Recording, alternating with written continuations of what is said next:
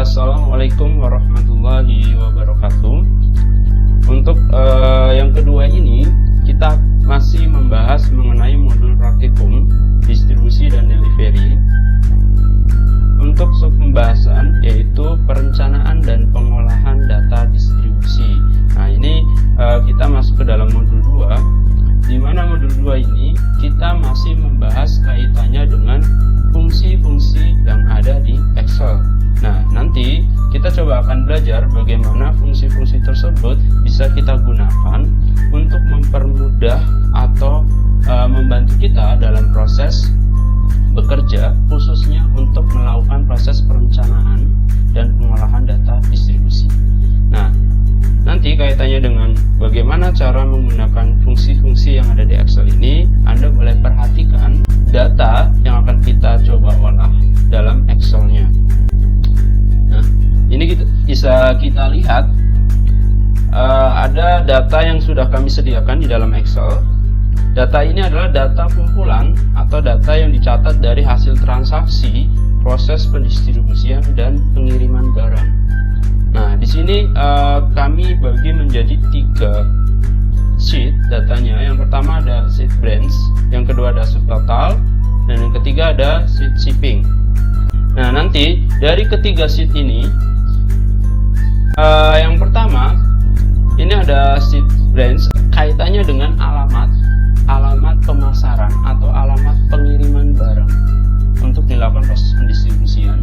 Kemudian di sini juga ada kolom yang pertama, yaitu kaitannya dengan data salesperson, yaitu nama-nama dari salespersonnya. Kemudian kolom yang ketiga, di sini ada kaitannya dengan jenis transportasinya. Ada mode udara, kemudian ada mode laut, dan ada mode darat. Di samping itu, di sini juga disediakan kaitannya dengan biaya transportasinya. Dan kemudian untuk proses latihan ini, kita akan coba mengolah data untuk sheet subtotal saja, karena nantinya di sheet shipping ini untuk Anda lakukan di dalam tes formatif. Nah, nanti ini saya kirim untuk Anda lakukan proses tes formatifnya. Kemudian untuk kaitannya di sheet subtotal ini, sebelum kita mengolah data sesuai dengan fungsi-fungsinya atau sesuai dengan kebutuhannya, yang pertama kita coba lengkapi. Di sini saya sediakan kolom kosong. Yang pertama ada kolom branch, transportasi modal, dan transportasi bayar atau biaya transportasi. Nah, cara isinya adalah kita akan menggunakan fungsi VLOOKUP atau fungsi HLOOKUP. Yang pertama, kita akan coba lengkapi kolom branch.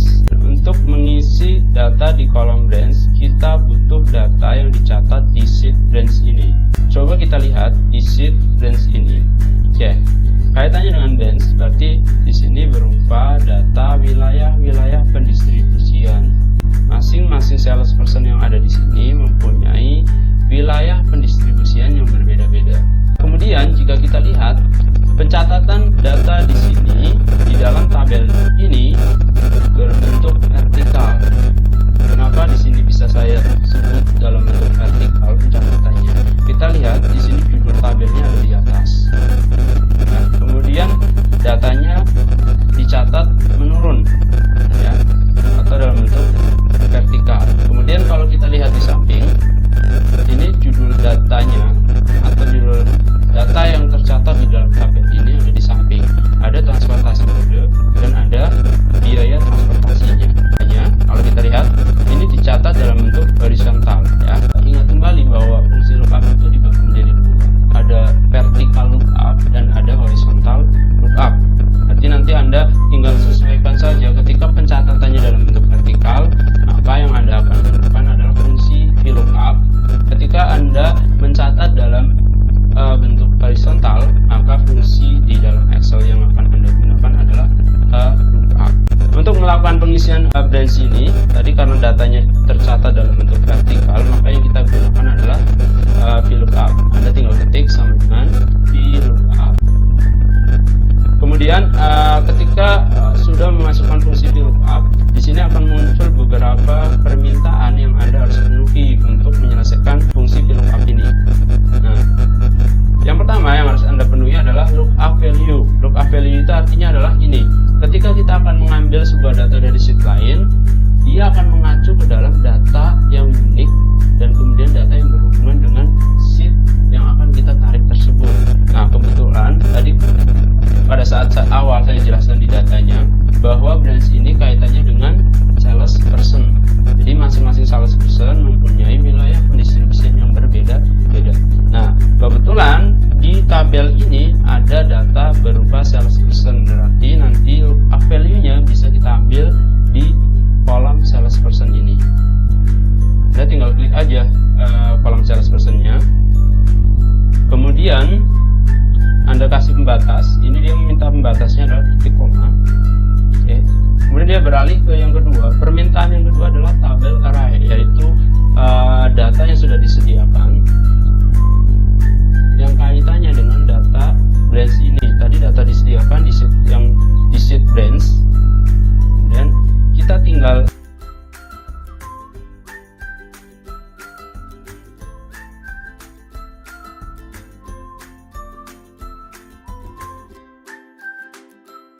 masuk ke permintaan yang ketiga ya.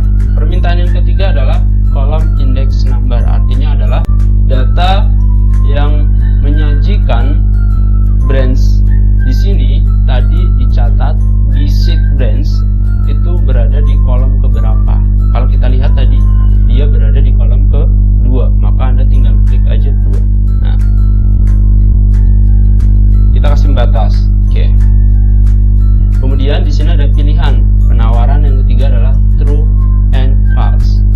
Ya, artinya adalah ketika Anda pilih true, data yang ditarik adalah data yang benar atau yang nyata sesuai dengan data yang dicatat di dalam kolom atau di dalam sheet branch. Kalau kita pilih false, ini bukan berarti yang kita ambil adalah data yang salah. Artinya adalah data yang kita tarik itu data yang cukup mendekati. Nah, biasanya fungsi false ini kita gunakan ketika datanya cukup susah untuk dibaca menggunakan fungsi lookup, baik itu vertical lookup atau horizontal lookup. Nah, kita gunakan true, kemudian Anda tutup kurung, Anda enter, dan sudah keambil datanya di sini. Tinggal Anda klik 2 kali saja. Oke. Dan selesai untuk pengisian data branch menggunakan fungsi vertical lookup. Yang kedua adalah kaitannya dengan transportasi mode ya.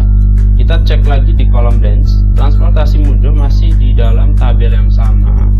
Kemudian untuk transportasi mode ini tercatat di kolom C, karena di kolom A ini terisi data berupa salesperson, kita anggap sebagai kolom pertama, maka transportasi mode ini adalah kolom ketiga, sebagaimana tadi yang sudah kita isi kolom kedua untuk data branch.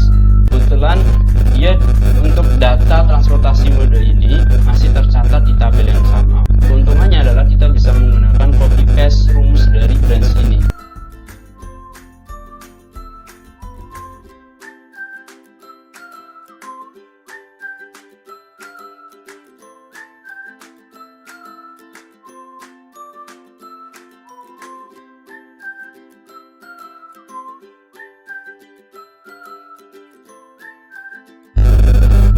Kemudian langkah yang berikutnya adalah transportasi atau biaya transportasi.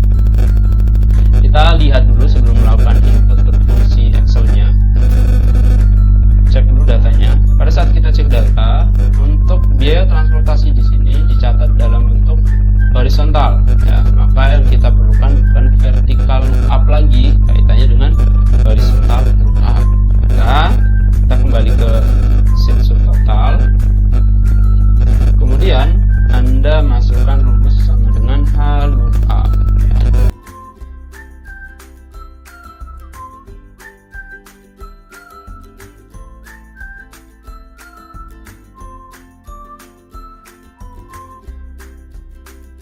Ya, karena ini datanya, ini adalah judulnya. Nanti Anda jangan sampai cuman fokus ke warna, bahwa yang diwarnain ini adalah judul dari data, jangan, tetapi Anda perhatikan dan analisis mana sih yang masuk ke dalam datanya, mana yang masuk ke dalam judul tabelnya.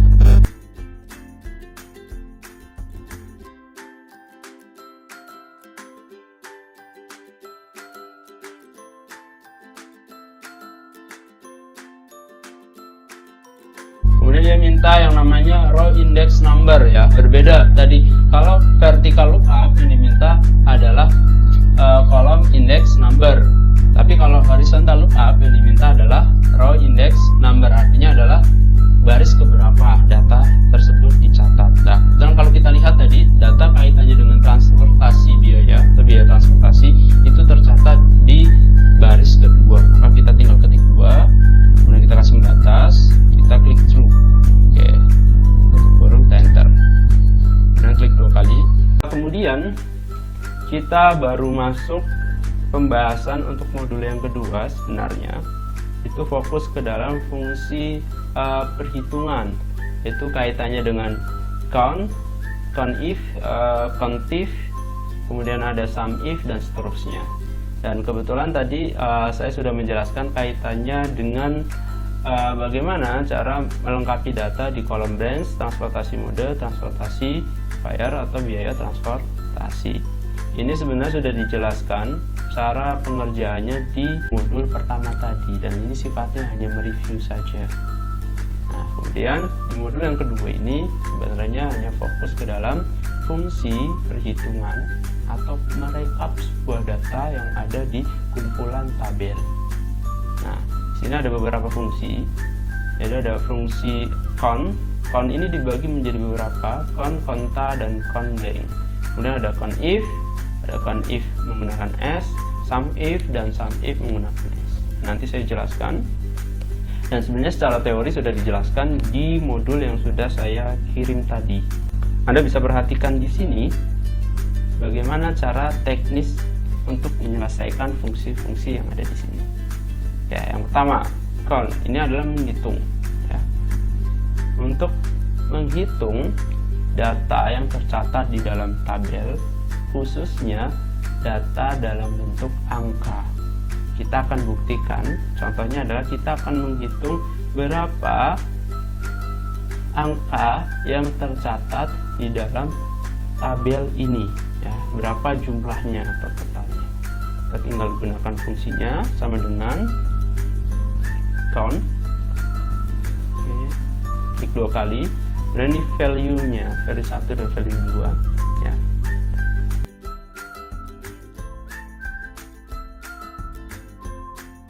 Kemudian kita tutup kurung, kemudian kita enter. Oke.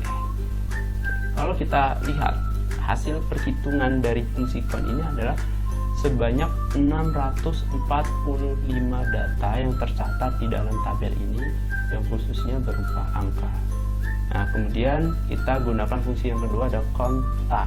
Conta ini adalah dia akan menghitung berapa data yang dicatat di dalam tabel ini. Akan menghitung data berupa angka dan data berupa non-angka. Jadi semuanya akan terhitung. Terus coba kita buktikan dengan conta.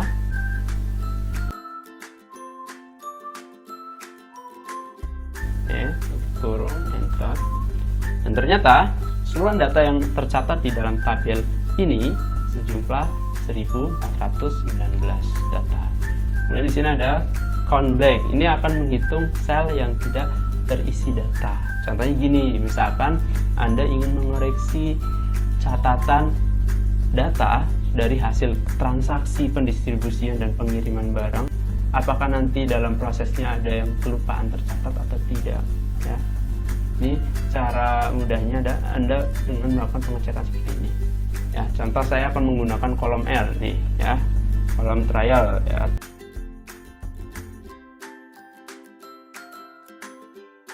Kita menggunakan count blank sama dengan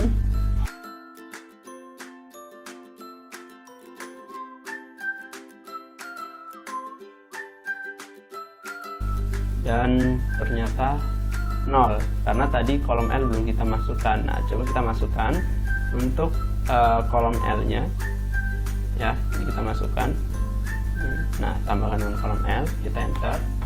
Ternyata sebanyak 129 sel atau kotak-kotak ini yang kosong, tidak terisi data, ya. Oke, langkah yang kedua, saya akan menjelaskan teknis penyelesaian untuk fungsi countif, ya. Kemudian apa bedanya conif dengan count? Ya, count ini sama sebenarnya, secara fungsi sama untuk menghitung. Cuman perbedaannya adalah conif ini menghitung dengan suatu kriteria. Contohnya yang pertama, kita akan coba menghitung total pendistribusian barang untuk kriteria jenis-jenis produk yang kita tentukan saja. Biasanya fungsi ini kita butuhkan untuk mengetahui jenis barang mana yang paling sering dijual dalam kurun waktu tertentu. Nah, ini contohnya hanya beberapa jenis barang aja yang saya masukkan. Oke, kita coba masukkan. Fungsinya adalah conif. Oke, conif. Kemudian di dalam fungsi conif ini yang pertama diminta adalah range. Ya. Range itu adalah data yang nantinya akan dihitung berapa kali transaksinya. Range-nya, karena ini yang kita cari adalah berapa transaksi jenis produk, maka kita ambil dari kolom produk. Ya. Drag semuanya ke bawah. Oke, kemudian jangan lupa Anda kunci, tidak bergeser datanya.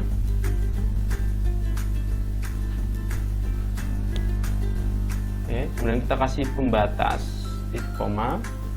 Oke, kemudian setelah kita masukkan range-nya, yang kedua dia meminta sebuah kriterianya. Kriterianya kebetulan tadi sudah kita sediakan, yaitu di sini.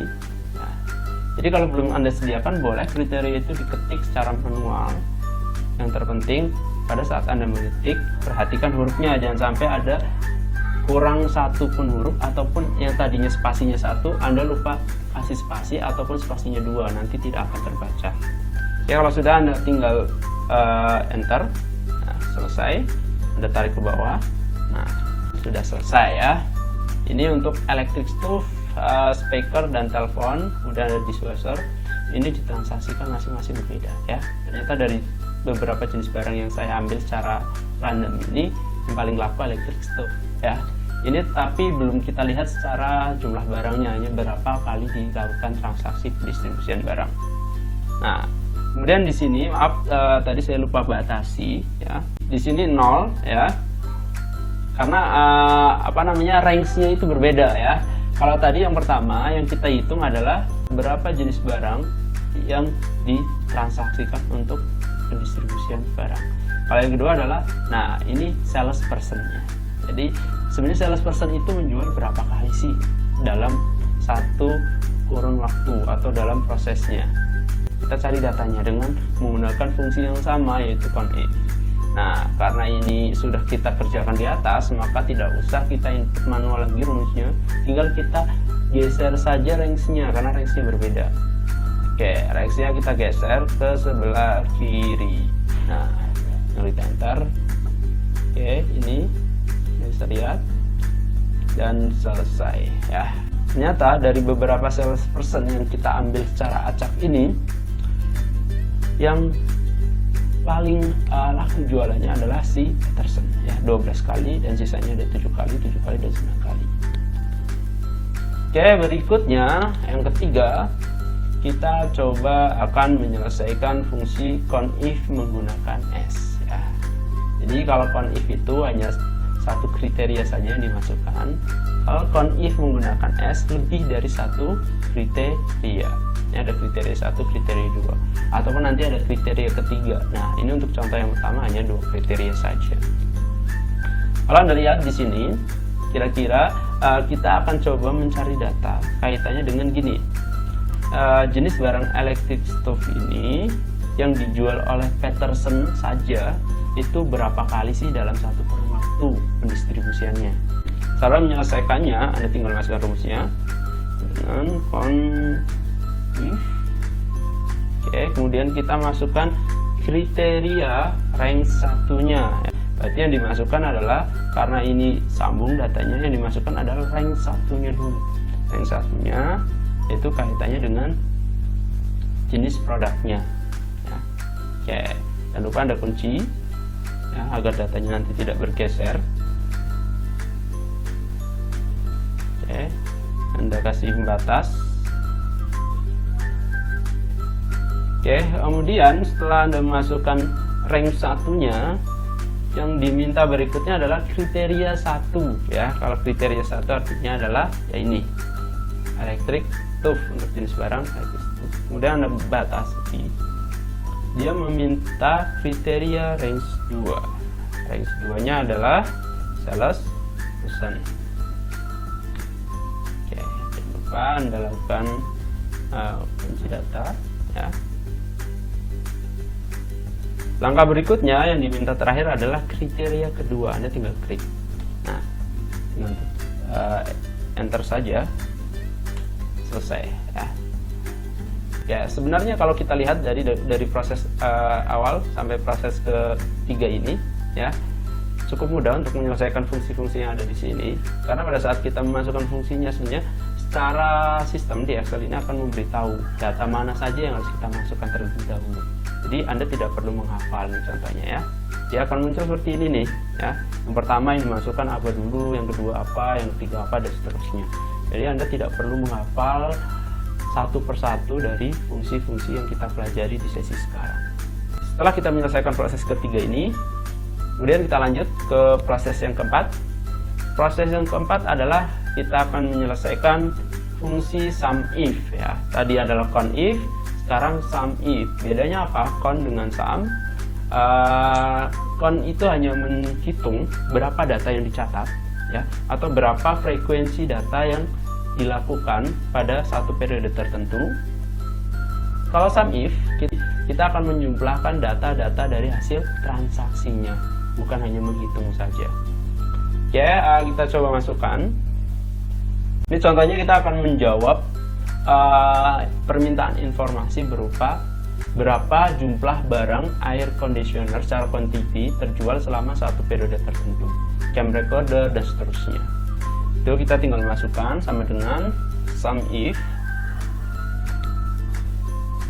Oke, dia meminta range-nya adalah jenis produknya ya. Kita akan menjumlah jenis produk ini. Oke, kita kunci, jangan lupa. Oke, batas. Nah, yang kedua adalah kriterianya. Anda masukkan kriterianya adalah air conditioner. Kasih batas. Kemudian Anda masukkan sum range-nya ya, yaitu range yang akan kita jumlah. Karena tadi yang diminta adalah kuantiti barang, berarti Anda tinggal memasukkan unit barang yang terjual ya. Drop semuanya, jangan lupa Anda kunci datanya. Oke, Anda enter dan selesai. Cukup cepat untuk menghitung secara sistem ya. Tidak terbayang ketika kita akan menghitung secara manual untuk melakukan proses ini. Anda tinggal tarik ke bawah. Oke, selesai. Oke, berikutnya kita selesaikan studi kasus yang berbeda ya. Untuk fungsi yang sama, untuk mempercepat proses atau mempermudah proses, Anda tidak usah melakukan input fungsi secara manual lagi, melainkan Anda boleh copy paste.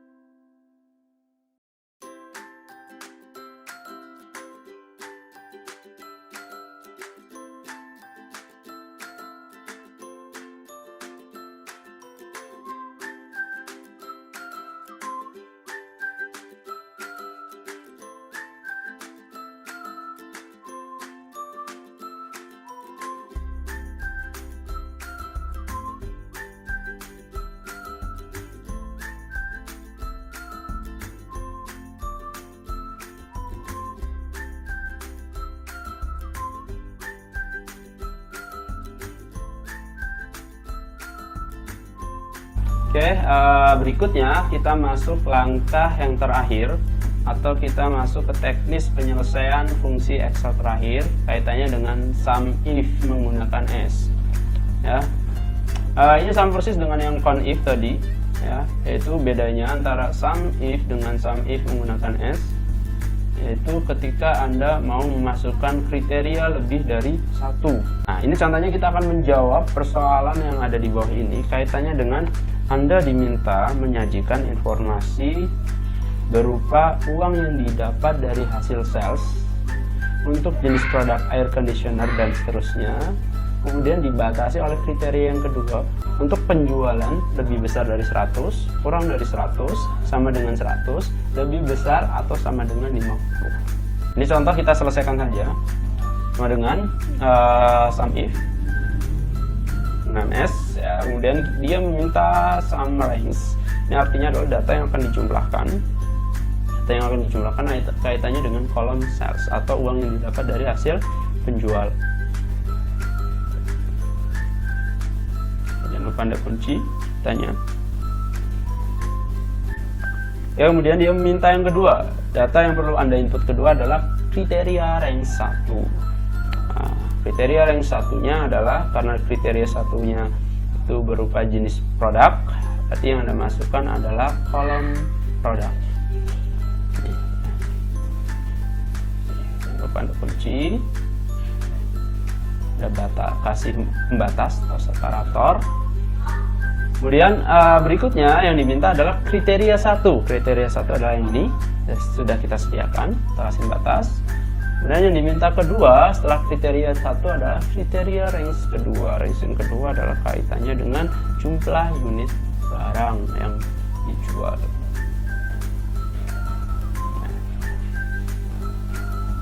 Oke, yang terakhir yang perlu Anda masukkan adalah kriteria kedua.